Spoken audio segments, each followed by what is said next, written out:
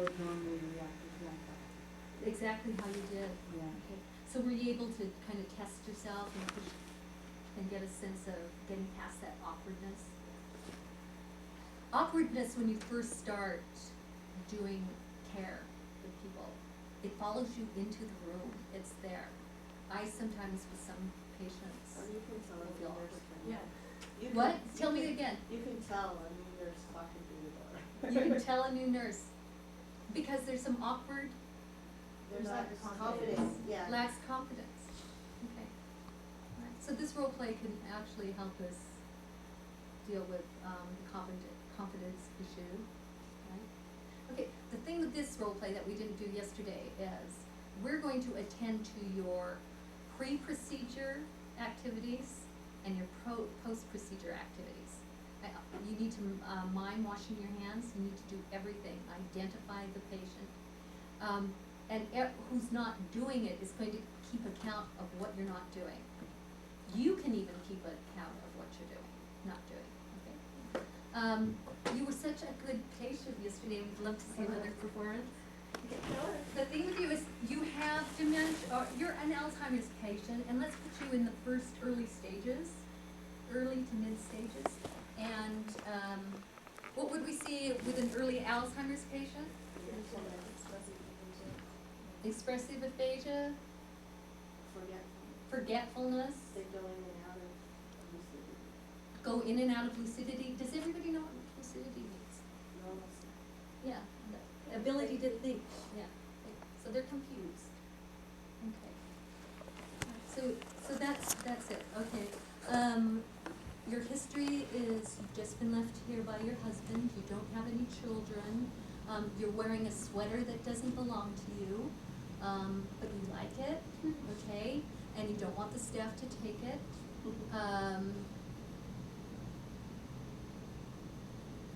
You haven't eaten for a while, okay, because the test was done.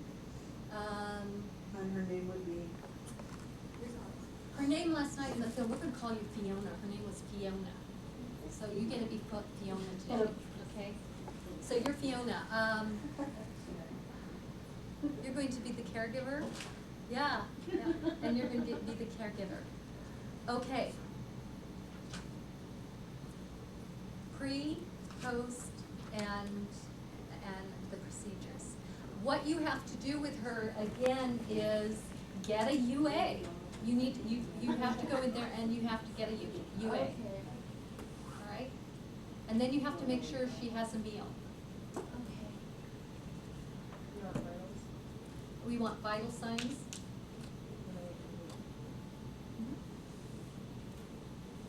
Now, what I want you to do is, we all know that Tiffany can be a very frustrating patient. I want you to notice when you start getting frustrated, okay? That's kind of what you could call a red flag. Start noticing how you're reacting, right? And what pushes your buttons. If you look at it, if you identify that someone's pushing your buttons, usually they can't push them as much, right? They won't. All right, let's go for it. She has dementia, right? Uh-huh. Okay, and I'm the RN out here at the desk, all right? And who you want to lead? Okay, sometimes you have to lead, and, you're gonna be the primary caregiver, Okay. and you're coming in to help, okay? Okay, and I'm gonna give you a report, okay? This is Fiona Grant, all right? She's been here 3 days. Her husband just left her. Okay, and also in the movie, they didn't let the family come back for 30 days, so the patient could acclimate to the facility. She'll be here for her first 30 days. Her husband just left her. Her phone's out of her room. The consent of the husband is on the chart. She needs a UA. The doctor ordered a UA, and then she needs to eat afterwards. Right? She picked up Mrs. Shotsky's sweater and put it on, and we haven't been able to get it back. Mrs. Shotsky's family doesn't like Mrs. Shotsky's sharing we'll have to have it laundered as well, okay? But I'd like you to try to get the sweater, okay? You need any help, just let me know, I'll be at the desk, all right? Yeah. We probably can get the sweater if we swap her, if we can just switch the sweaters during probably a shower or something, to see if we can get the sweater like that. She won't use it. Yeah, so we can find one that's similar, Okay, find out what she likes better. okay. Knock, knock, knock. Yes. Hello, Fiona. I'm Shannon. I am your, we need to get you a UA. We gotta get some vital signs too. Uh-huh. Hi, Fiona. I'm Sydney. I'm a Hi, CNA as Sydney. well. Hi. Don't you just love my sweater? You look so pretty in it. Oh, it makes me feel like a princess. Can I see your wrist for a second there? Careful, it's royal. Sure is. There you go. Okay, I'm getting some gloves on. Okay, do you feel like you need to go to the bathroom anytime soon? No, but I'm starving. Oh my gosh, I haven't eaten Okay. anything all day. Okay, the kitchen, for lunch they had spaghetti and, they also had some roast beef with mashed potatoes.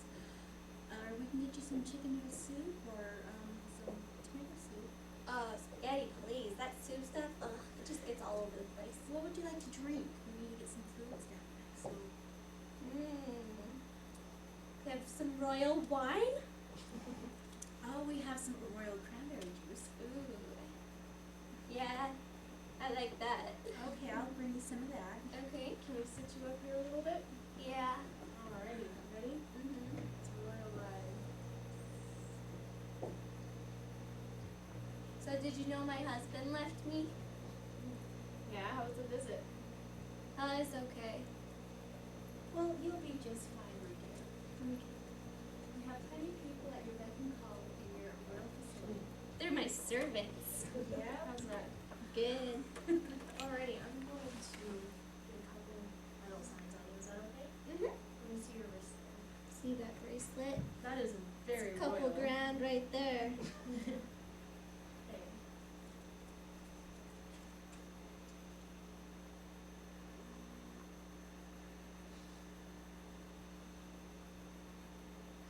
What are you doing? I'm just counting these. Counting me. I don't have numbers written on me. Me too, we have royal numbers. Royal numbers. Your royal heartbeat. Uh-huh. What are you talking about? Oh no. Okay. Here you go, Shannon's gonna get you some food real quick. Yes, I'm starving. I haven't eaten Okay. anything all day. Let me go grab that real quick for Toast. you. Wait, Let's what's stop the- here. Let's go ahead and stop here. We've got a lot going on here. She's ready for dementia. Okay. No, in terms of your nervous. cares, let's just stop. Let's get, what I saw you do is you worked together, you knew you had an objective, you needed to get that sweater, okay? And so you discussed it, what would be an appropriate time to get that sweater without just snatching it from her? What did you come up with? That before, her shower, when we gather the clothes, that we get out Before a her clean, shower, we get out a clean one, okay. All right, and, have her to swap showers, or sweaters that way. okay, good. What did this do for the patient if you're going to, she set it up as part of the routine. She needed to get this sweater. She used the routine. How do you think a patient's going to react instead of just going in as, I need that sweater? That's But you so-and-so. get it within the routine. Yes. It's normal, you're not going to, Not stealing it. you're not stealing it, you're not setting her up to react in a real intense way. So Yeah, that's the- really good, Well, that's, she's already, uprooted and a lot has been written on her like this. right, she's uprooted, she's at risk for acting out, right? And after a shower, she knows that she's gonna be in clean clothes, so having a different sweater is not gonna alarm her. Right, so what, you've used the normal routine of the patient to get that need met, really good, good. Okay, do you like to have, oh, do you feel like going to the bathroom? When you say, do you feel like, need you to urinate in this bottle. Do you feel like, I want you to attend to that, what are you doing? Letting her have the decision. Very good, guys. It is her decision if she goes or doesn't. It is her decision, yeah, exactly. But You're not when ordering. you give this patient the choice, is she more likely to help you out? Yes. If Yeah, you tell she is. somebody to do it, they're just gonna say no just to be Right. spiteful. Right, so knowing who this patient is, you don't wanna get into a confrontation with her. Another thing is what we're always supposed to promote is that sense of independence. Yep, okay, very good, okay.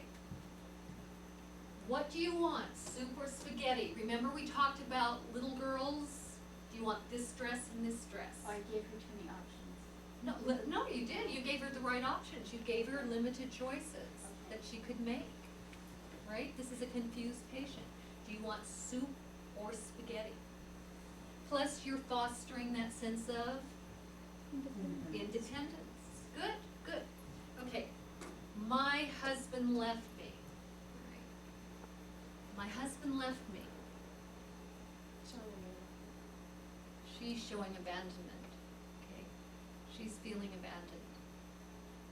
She's at risk to cry, and she's at risk to maybe act out a little bit, so you wanna, look for those signs. Another thing is, simply because someone has Alzheimer's, especially in the first stages, does that mean you don't have to deal with their feelings?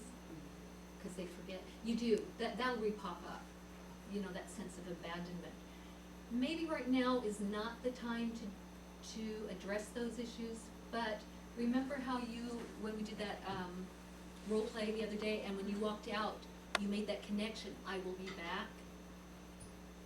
This is what you can use that connection, when you walk out of the room and go, you know, I'm gonna come back and talk to you, it might be a little scary being left alone here. Or you might feel a little funny. A little funny is not as strong a word. Would you wanna offer, or give them the option, ask them, would you like to chit chat a little bit later, or What would do you you like me think? to come back? I think you have an idea about that, what do you think? I think you would to promote their choice, you know, so that you're Promoting not, choice well, and just to kinda get a feel to see, and you get know, a if they're trying to withdraw or if they're, you know, wanting to reach out. I think that's a really good, that's a good understanding of the situation. Yes, you're right. Royal numbers or nothing. That was a bad call. Yeah, I Why? didn't know what to Why? say. I didn't know what to say. Why was it I'm a getting bad your call? calls, you know.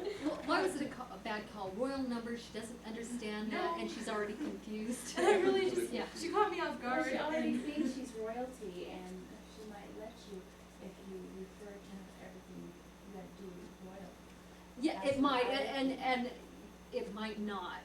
And I didn't wanna say, you know, I wanna get your pulse, why are you trying to get my pulse, why are you trying, you know, I didn't wanna, you know, Yeah. induce the paranoia, you know, if there is any, so. What, I was gonna ask you, what do you say? I think you just, counting you're your direct heart? there, I'm getting your heart rate, I wanna listen to your heart rate. I tried to change it so that, you Yeah. know, But- it was and back that's on the- Shannon. yeah. Okay, and that, you're bringing up a good point. And I got nervous because Tiffany Fiona gets combative or quick, and it's. So there's a lot going on here that you're always having to make judgments about, right? Yeah, it's not easy. It's not easy, yeah. When dealing with someone, and an Alzheimer's, patient, and it says so in the text, be very direct, Okay, yeah. So vital signs are vital signs, okay. okay?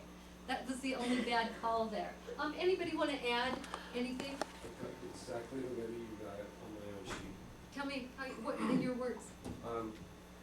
Number one, came up with a plan to get the sweater.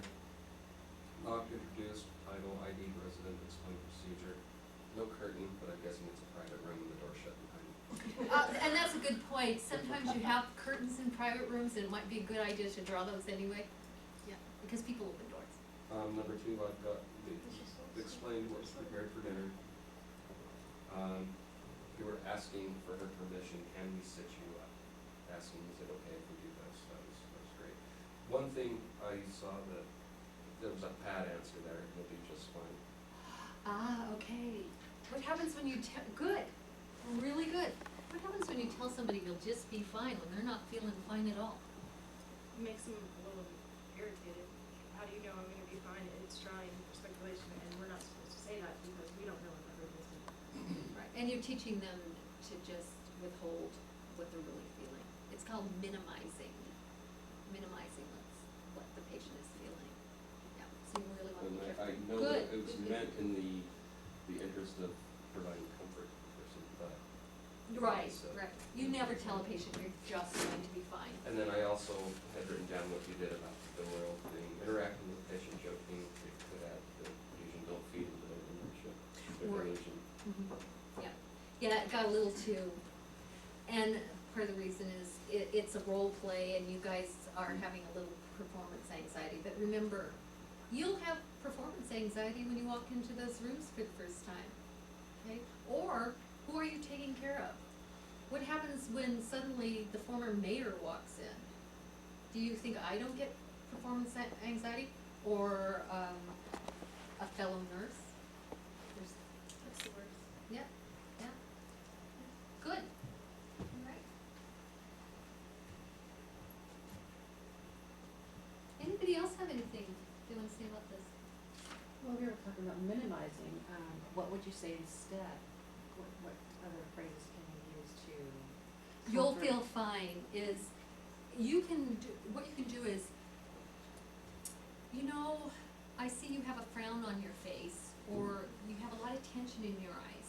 Maybe that's not what you want to tell an Alzheimer's patient, but a different patient, you'd say, point out what you're seeing. You know, your mouth is a little tense, and your eyes look a little sad. You know what, I'm going to be here with you through this. Or, if things get a little rough, you can call me. Acknowledge, some simple acknowledgement of someone's internal state, or what you see as their internal state, sometimes dispels the fear or the sadness. Just acknowledge it, be honest. When they've had a chance to relieve it and someone else has accepted it, and they don't have to Exactly. dwell on it any longer. They're accepting my sadness, and they're acknowledging that. There's something very, very therapeutic about that. Yeah, that's a really good question. One Or thing, good Can we split teams here? How did you feel as a patient?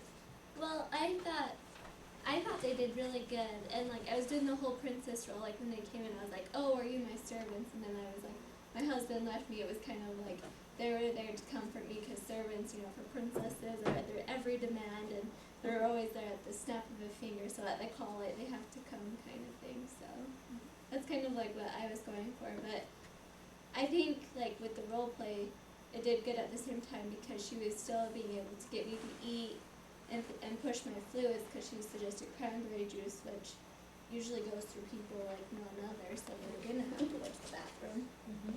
And so they did that, so they were able to get done what they needed to. So I think it's kind of a touch and play kind of thing. Did you ever, sometimes when we get into role plays, we can actually feel what it's like being in the role. Do you know what I mean? Did you ever feel confused by what they were doing? Yeah, at one point. Royal numbers. Yeah, I was like, So it did feel, yeah, okay, good. I think you brought up, and this really occurred to me, to bring this up. We talked about this patient in the film. She was very dignified. I mean, she was just beautifully dignified through the whole process, though you got to see the process. What happens when you deal with patients that are quite dignified? What happens to you as a person? You feel dignified giving them care. You feel dignified. You want to help these people. What happens to the client that no longer looks dignified? They're drooling. They're walking down the hall and they're doing this. You'll see that with Alzheimer's. picky at something, they're picky. What happens when you're dealing with patients that are like that? Who are you more predisposed to like? Yeah, you are. Couldn't you give them like, a stuffed animal or something to occupy their free? And we're gonna bring that up, I want you to hold on to that. But let's just address that, how do you feel about taking care of people? Well, you feel like when there's dignity intact, you feel like you have a duty to help maintain that level. But when there's nothing there, you can get to the point of, well, it's not my job to build it in them, and it's not.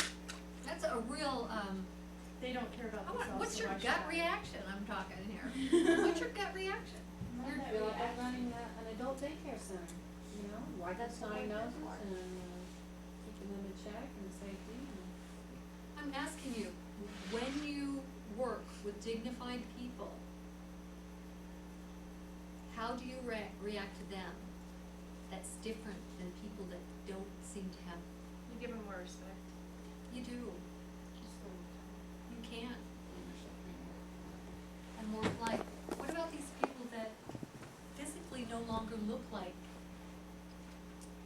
they did 5 years ago or 3 months ago? It's really hard to watch. It's hard to watch them. So you have to know this about yourself. People's appearance draw out certain behaviors and feelings from other people. Hey Erin, for me, when I was working at a doctor's office, we had a governor's wife as a patient. When she came in, everything had to always revolve around her. So I got to be under the impression when they come in, I'm not gonna lay down to their every need kind of thing, because I mean, yeah, they're used to that, but they're at a public place and they're normal now. I mean, yeah, they still have that title, but the person who is and as dignified is just as important, if not even more, as she is. And I think you're bringing out a really good point, is for some people, the person who no longer has that physical appearance of dignity brings something out in them, so they want to care for them, give them the best care they can, where they might have a very difficult time with that patient who walks down the hall like she's Queen Elizabeth.